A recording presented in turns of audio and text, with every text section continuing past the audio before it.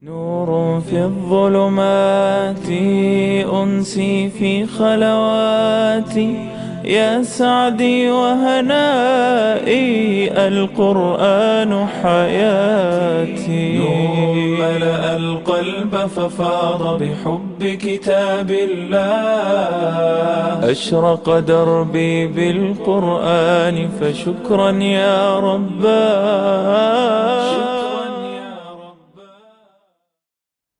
Bismillahirrahmanirrahim.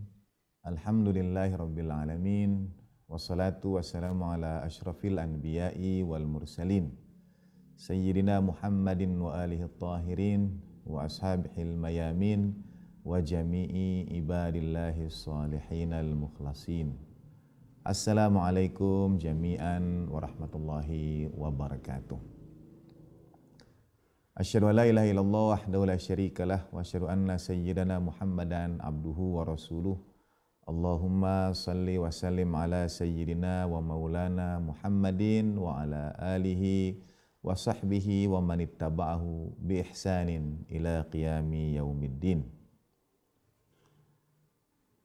Islam agama yang istimewa.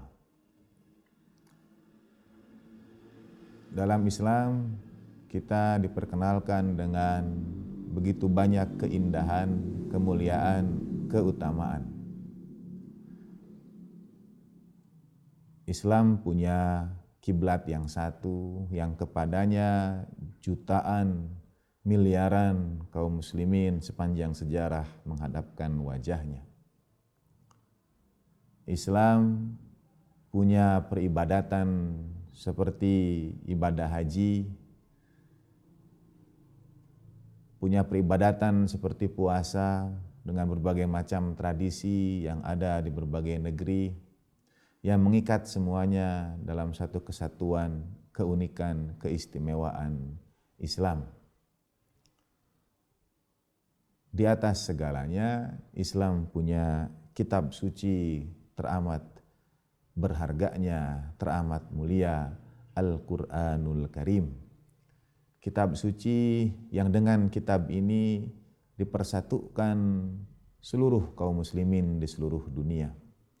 Boleh jadi dalam tata cara peribadatan secara fikih ada sedikit perbedaan di antara kaum muslimin. Kalau kita berangkat dalam keistimewaan ibadah haji di tanah suci itu, kita akan melihat saudara-saudara kaum muslimin dari berbagai negeri, dari berbagai kelompok, dari berbagai latar belakang pemikiran dan mazhab-mazhab fikih. Kita akan melihat semuanya bersatu dalam persaudaraan kaum muslimin yang sangat indah.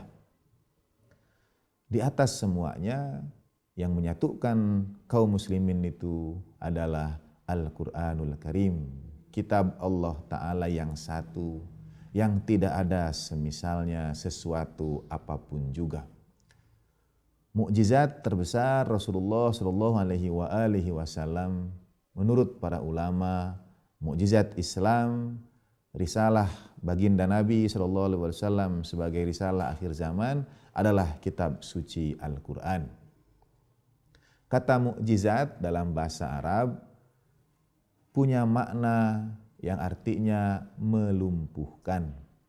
Orang Arab biasanya kalau menyampaikan terima kasih dan ungkap terima kasihnya itu adalah terima kasih yang sangat besar sekali. Mereka akan mengatakan, ana ajizun anis syukur. Aku sama sekali tidak mampu, tidak tahu bagaimana harus bersyukur itu. Perempuan, orang yang sudah sepuh juga sering disebut ajuz, orang yang sudah kehilangan kemampuannya secara fisik. Dari akar kata yang sama muncul mukjizat.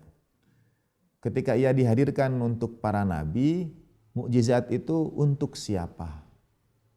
Sesuai akar katanya, mukjizat ditujukan untuk melumpuhkan hujjah, untuk meruntuhkan argumentasi dalam situasi yang dihadapi oleh para nabi waktu itu.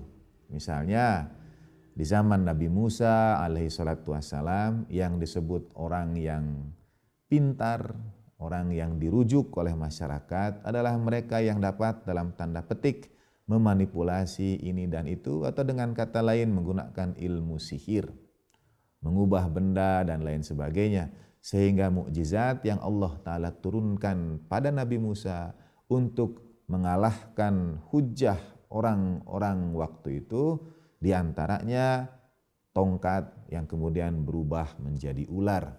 Al-Quran sendiri mengisahkan ketika penyihir-penyihir Fir'aun itu sujud beriman kepada Tuhan Harun dan Musa alaihi wassalam, karena mereka mengetahui apa yang dilakukan oleh Nabi Musa itu meruntuhkan hujah dan argumentasi atau keyakinan mereka selama ini. Di zaman Nabi Isa alaihi salatu wassalam, yang dirujuk orang-orang kebanyakan atau tantangan zaman waktu itu adalah munculnya penyakit yang tidak dapat disembuhkan. Dari semuanya penyakit yang tidak dapat disembuhkan adalah kematian. Dan Nabi Isa alaihissalatu wassalam diberi Allah Ta'ala mukjizat menghidupkan yang sudah mati. Dengan itu seluruh hujah, seluruh argumentasi, seluruh keberatan, penolakan terhadap ajakan para nabi itu dapat digugurkan dengan mukjizat ini. Di zaman Rasulullah Shallallahu Alaihi Wasallam, mukjizat terbesar itu adalah Al-Quran. Bagaimana Al-Quran menjadi mukjizat yang paling besar? Sebelum kita membahas lebih jauh tentang keistimewaan Al-Quran, sedikit kita kembali ke belakang tentang apa yang disebut dengan jahiliyah. Umat sebelum kedatangan risalah Islam sering disebut sebagai umat jahiliyah. Apakah jahiliyah itu artinya umat yang tidak bisa membaca dan menulis, umat yang tidak tahu, atau apa makna jahiliyah? Karena secara kebahasaan orang-orang Arab pada zaman ketika Al-Quran itu diturunkan, pada zaman ketika Rasulullah Shallallahu Alaihi Wasallam diutus, sebetulnya sudah sampai pada tingkat sastra yang sangat tinggi. Karena itu Al-Quran kemudian diturunkan di tengah-tengah mereka, di tengah-tengah bangsa yang sebetulnya pemahaman bahasanya sudah cukup baik. Misalnya kita mengetahui dalam sejarah ada puisi-puisi yang ditulis di zaman yang disebut dengan zaman jahiliyah itu. Ada diwan-diwan, diantaranya diwan Sayyid Abi Thalib radhiyallahu anhu. Juga misalnya ketika di antara kabilah waktu itu terjadi peperangan, sebelum peperangan biasanya mereka melakukan perang syaraf terlebih dahulu, yaitu dengan menampilkan jagoan pidatonya, menampilkan jagoan baca syairnya, pengkhotbahnya, oratornya untuk berhadap-hadapan terlebih dahulu, sekaligus juga mengobarkan semangat peperangan sebelum mereka akhirnya bertempur satu dengan yang lainnya. Dan sastra, puisi, orasi, khutbah itu menunjukkan kematangan berbahasa. Karena itu juga Al-Quran diturunkan di tengah-tengah bangsa yang sebetulnya secara kebahasaan sudah sampai pada tingkat dalam tanda petik dapat menerima keagungan, keindahan Al-Quran itu secara bahasa. Al-Quran sendiri punya banyak makna kandungan di dalamnya, keutamaannya, keistimewaannya tidak akan pernah habis-habisnya. Nah, Al-Quran sering disebut sebagai mukjizat terbesar Islam, mukjizat terbesar Rasulullah Shallallahu Alaihi Wasallam. Bagaimana ia menjadi mukjizat?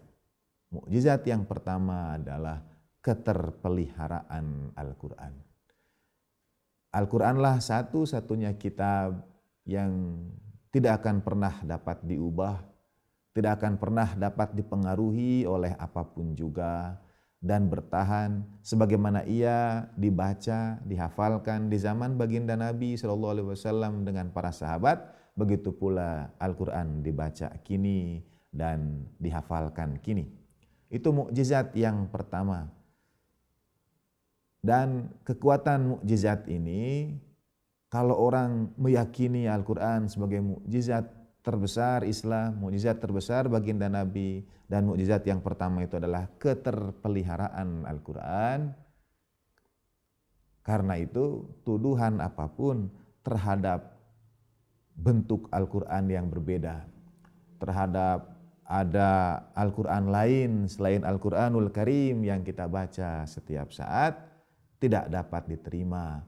Sebagai mukjizat ia terpelihara, sebagai mukjizat ia terjaga. Sejak dahulu di zaman baginda Nabi SAW hingga sekarang ini. Mukjizat yang kedua, keistimewaan yang kedua dari Al-Quranul Karim adalah Allah Ta'ala hadirkan para penghafal Al-Quran. Satu-satunya kitab yang dapat dihafalkan oleh jutaan manusia sepanjang sejarah. Tidak hanya kaum muslimin, saudara-saudara kita yang beragama lain juga, beberapa di antaranya ada yang menghafal beberapa bagian dari Al-Quran. Dan para penghafal Al-Quran itu juga sekaligus, karena dalam bahasa Arab menghafal itu adalah menjaga. Dengan hafalan mereka menjaga Al-Quran itu. Itu keistimewaan yang kedua. Dan setelah itu masuklah keistimewaan lainnya yang tidak akan pernah dapat dihitung oleh manusia hingga kapanpun. Para ahli tafsir menyebutnya ada keistimewaan atau ada i'jaz, ada mukjizat Al-Quran dari sisi bahasa. Ada mukjizat Al-Quran dari sisi angka-angka, ada mukjizat Al-Quran yang berhubungan dengan ilmu pengetahuan, ada mukjizat Al-Quran yang berhubungan dengan kisah-kisah masa lalu dan bagaimana ia menjadi pelajaran untuk masa depan, dan lain sebagainya. Insya Allah dalam rangkaian pembicaraan kita akan mencoba mengambil tetes demi tetes dari samudra Al-Quran yang begitu luasnya. Di atas itu semua, pengamalan kita terhadap Al-Quran adalah untuk menjalankan wasiat baginda Nabi SAW dalam banyak kesempatan. Di antaranya pada waktu Haji Wada juga, dan pada kesempatan-kesempatan yang lain, baginda Nabi SAW sering menyampaikan, Inni tarikun fikum ats-tsaqalain atau amrain. Aku wasiatkan di tengah-tengah kalian dua perkara. Aku tinggalkan di tengah-tengah kalian dua perkara. Ma in tamassaktum bihima lang tadillu abada. Yang kalau kalian berpegang teguh pada keduanya, kalian tidak akan pernah tersesat selama-lamanya. Kitab Allah, yaitu Al-Quran, wa itrati ahli baiti, dan keluargaku ahli baitku. Al-Quran menjadi wasiat pertama baginda Nabi SAW. Tidak ada seorang pun dapat menisbatkan diri menjadi pengikut Rasulullah SAW tanpa berusaha untuk lebih dekat dengan Al-Quran, tanpa berusaha untuk mengisi setiap hari dengan Al-Quran. Jangan sampai ada satu hari berlalu dan kita tidak membaca Al-Quran di dalamnya. Orang datang pada Imam Ja'far Shadiq alaihissalam dan bertanya tentang keistimewaan membaca dari mushaf. Walaupun kita menghafal Al-Quran, Imam menganjurkan agar kita membaca dari mushaf. Kita percaya bahwa membaca dari mushaf itu mendatangkan berkah, tapi ada riwayat dari Imam Ja'far Shadiq alaihissalam yang menyampaikan bahwa ketika kita membaca Al-Quran dari mushaf, itu mendatangkan rahmat dan ampunan bagi kedua orang tua kita. Jadi menurut mazhab Ahlul Bait alaihimussalatu wassalam, di antara bakti kita, khidmat kita pada kedua orang tua kita, ungkap terima kasih kita pada kedua orang tua kita adalah ketika kita membaca Al-Quran, kita melihatnya dari mushaf. Dengan kata lain, seberapa besar sayang kita pada orang tua kita, sebegitu banyaknya lah seharusnya kita mendawamkan membaca Al-Quran dalam keseharian kita. Itu wasiat baginda Nabi yang pertama. Kitab Allah menjadi wasiat Rasulullah SAW yang pertama. Sayangnya, dan mengapa kita perlu untuk kemudian senantiasa mengingatkan diri tentang Al-Quran ini, Rasulullah SAW dalam Al-Quran, surat Al-Furqan, berdoa kepada Allah Ta'ala. Dalam doa itu baginda Nabi mengadu, baginda Nabi mengeluh, baginda Nabi menyampaikan pada Rasulullah pada Allah Subhanahu wa Ta'ala. ketika Rasulullah SAW berdoa, dan baginda Nabi pasti berdoa dengan banyak doa. Baginda Nabi menyampaikan banyak hal, tapi di antara yang Allah Ta'ala abadikan di dalam Al-Quran adalah ketika baginda Nabi berdoa, A'udzubillahi minasyaitonir rajim, Inna qaumi ittakhadhu hadzal qur'ana mahjura. Duhai Tuhanku, sesungguhnya kaumku telah menelantarkan Al-Quran. Sesungguhnya kaumku telah melupakan Al-Quran. Kata mahjura artinya sesuatu yang tidak dianggap, sesuatu yang tidak ditempatkan semestinya, yang tidak dihormati. Dan Rasulullah SAW menyampaikan pada Allah Ta'ala, Inna qaumi, sesungguhnya kaumku telah mengabaikan Al-Quran. Siapakah yang baginda Nabi maksud dengan kaumku di situ? Kita semua kaum muslimin. Diabadikan Allah Ta'ala ketika Rasulullah SAW menyampaikan pada Allah Ta'ala bahwa kita tidak menghormati Al-Quran, tidak memuliakan Al-Quran, tidak memberikan hak yang semestinya kepada Al-Quran. Semoga kita terhindar dari kaum yang dimaksudkan baginda Nabi. Meskipun menurut saya sepertinya kita tidak dapat terlepas dari itu, karena Al-Quran punya hak teramat besar atas diri kita, tapi kita tidak menghormatinya seperti Al-Quran seharusnya dihormati, seperti Al-Quran seharusnya dimuliakan, yaitu dengan mengkajinya, mengajinya, membacanya, mendalami isinya, berusaha menghafal sedapat mungkin. Menghafal Al-Quran juga diantara keistimewaan, dan ia bisa dimulai kapan saja. Betul, ada masa-masa di waktu remaja mungkin menghafal dapat lebih cepat kita lakukan. Dan setelahnya ada tugas untuk menjaganya yang juga sama beratnya. Saya punya seorang sahabat dari pesantren Al-Quran yang berkisah bahwa di pesantren Al-Quran ada seorang pensiunan tentara yang mungkin pensiun pada usia 55 atau 56, dan ia mengkhidmatkan dirinya untuk bekerja di pesantren itu, menjaga keamanan di pesantren itu, sambil ia menghafal Al-Quran. Dan beberapa waktu yang lalu sampai berita bahwa ia ikut diwisuda sebagai satu di antara penghafal Al-Quran setelah ia menghafal Al-Quran 9 tahun lamanya. Pada usia 55 atau 56 tahun, ia memulai menghafal Al-Quran, dan setelah 9 tahun ia berhasil melakukannya. Karenanya tidak ada halangan bagi kita, tidak ada alasan bagi kita, tidak ada uzur bagi kita untuk tidak memulai menghafal Al-Quran, menjadi bagian dari keistimewaan Al-Quran ini. Paling tidak yang saya lakukan sekarang adalah berusaha untuk mencoba menghafal Al-Quran. Sebagaimana Al-Quran sendiri mengisyaratkan, barang siapa sedang berusaha dan kemudian kematian menjemputnya, tetapi ia belum sampai pada usahanya itu, sudah tetap pahalanya di sisi Allah Subhanahu wa Ta'ala.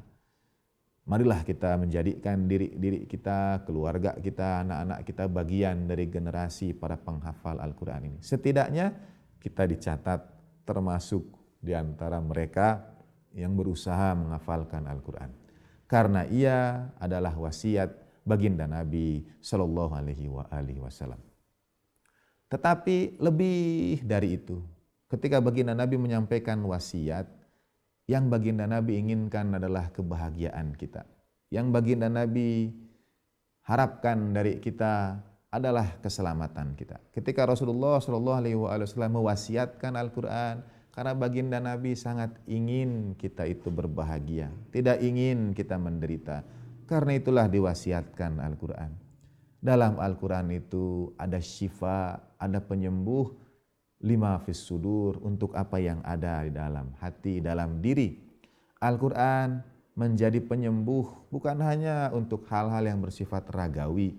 Lebih dari itu, Al-Quran adalah penyembuh untuk apa yang kurang dalam ruh kita. Kita terdiri dari jasad, jiwa dan raga, jasmani dan ruhani. Untuk jasmani kita berikan makanan untuk tubuh kita, dan makanan untuk ruh kita adalah ibadah.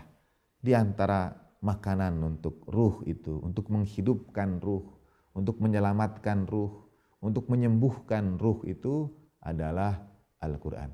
A'udzubillahi minasyaitonirrajim. Wa nunazzilu minal Qur'ani ma huwa syifa. Dan kami turunkan dalam Al-Quran itu apa-apa yang menjadi penyembuh. Al-Quran menjadi wasilah kita untuk perkembangan ruhaniyah kita, untuk keselamatan ruhaniyah kita. Di situ terletak keistimewaan Al-Quran yang paling utama. Ia menjadi kitab penuntun yang mengantarkan kita dari kegelapan menuju cahaya, dari kecelakaan menuju kebahagiaan.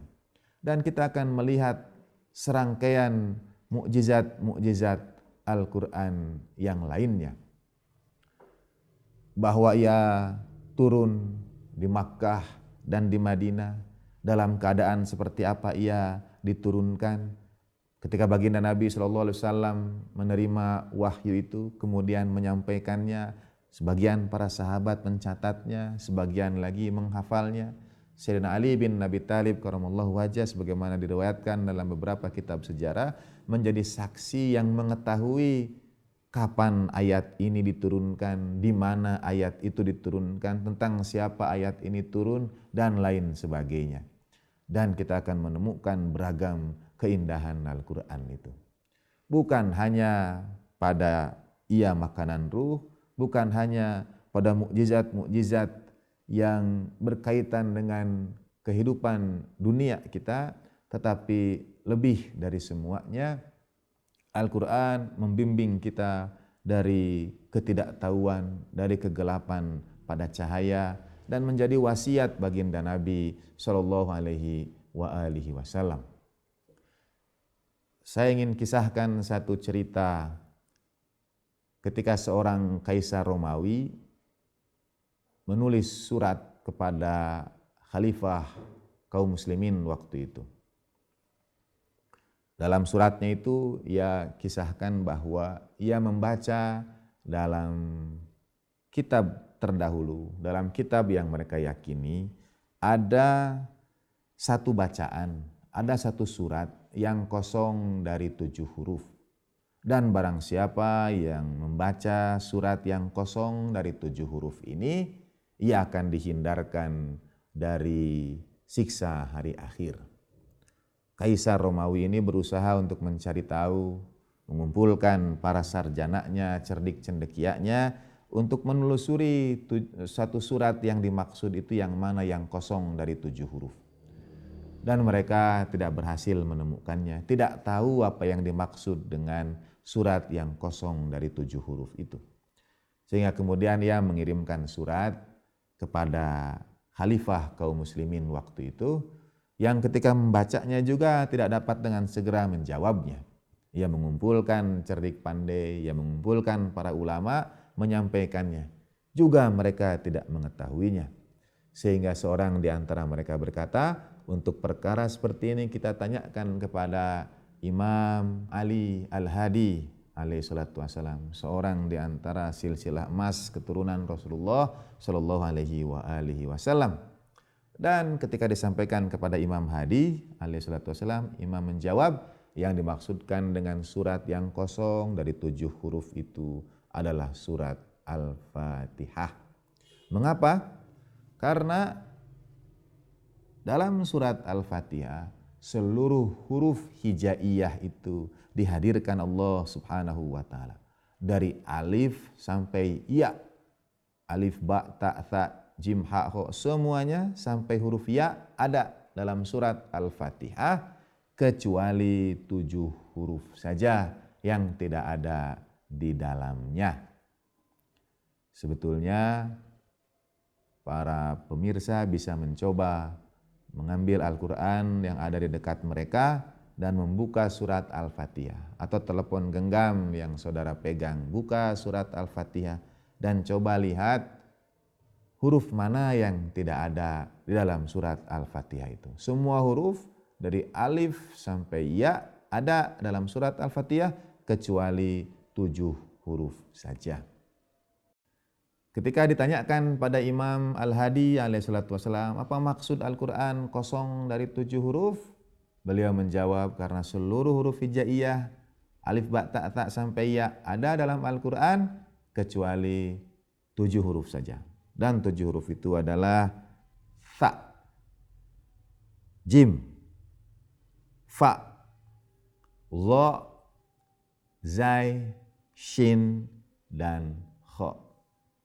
Para pemirsa juga, bapak dan ibu, orang tua dapat mengajak anaknya untuk dekat dengan Al-Quran, menjadikannya semacam kuis, teka-teki, ajak mereka untuk membuka Al-Quran, surat Al-Fatihah, lalu sampaikan kisah Imam Al-Hadi alaihissalatu wassalam ini, biarkan mereka mencari yang 7 huruf itu. Untuk pemirsa, bapak dan ibu, kita sampaikan apa yang disampaikan Imam Hadi. Dan utusan Kaisar Romawi itu kemudian bertanya, baik, betul surat Al-Fatihah ini kira-kira tidak ada 7 huruf di dalamnya, tapi apa maknanya? Mengapa dalam kitab kami tertulis barang siapa yang membacanya ia terhindar dari siksa di hari akhirat. Dan untuk itu kita akan kaji lebih jauh tentang surat Al-Fatihah itu. Di antara keistimewaan surat Al-Fatihah adalah dihindarkan dari siksa akhirat. Dalam beberapa riwayat juga, yang sering membaca, yang sering mendawamkan surat Al-Fatihah itu akan dijauhkan dari 7 kemalangan, dijauhkan dari 7 musibah, 7 bencana. Bukan kebetulan kalau Al-Quran juga surat Al-Fatihah sebagai surat pembuka adalah surat yang terdiri dari 7 ayat. Terdiri dari 7 ayat, di dalamnya tidak ada 7 huruf, dan barang siapa yang mendawamkan membaca Al-Quran itu dihindarkan dari 7 bencana. 7 bencana itu akan kita bahas pada episode kemudian. Tetapi sebagai kesimpulan pengantar kita terhadap keistimewaan Al-Quran ini, marilah kita menjadi pribadi yang senantiasa mendekatkan diri dengan Al-Quran, mendawamkan pesan Sayyidina Ali bin Abi Thalib alaihissalatu wassalam pada Imam Hasan alaihissalatu wassalam pada waktu ketika beliau terbaring sakit setelah ditekak oleh belati di dini hari bulan suci Ramadan itu adalah, aku wasiatkan engkau dengan Al-Quran. Aku wasiatkan engkau dengan Al-Quran. Aku wasiatkan engkau dengan Al-Quran. La yasbiqanna ahadun ghairukum. Jangan sampai orang selainmu mendahuluimu dalam Al-Quran. Itu pesan Imam Ali alaihi salatu wassalam.